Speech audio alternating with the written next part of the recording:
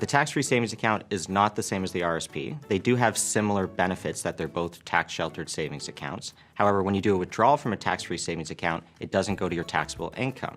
You also wouldn't lose your contribution room for following years. You'd lose it in the year that you do the withdrawal, but January 1st of the following year, you'd get it back.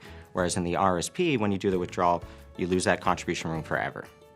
So within a tax-free savings account and an RRSP, think of it as an umbrella. And within the account, you can have various investments, savings, GICs, mutual funds. It's all dependent on when you want to use the money, how long you're saving it for, and what your risk tolerance is.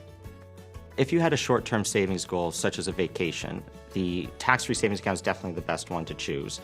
The RRSP is more so for retirement, whereas the tax-free savings account, when you do withdrawals, you don't pay any tax on that.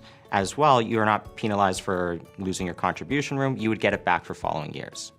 Well, it depends. If you're a first-time home buyer, I definitely recommend saving in both.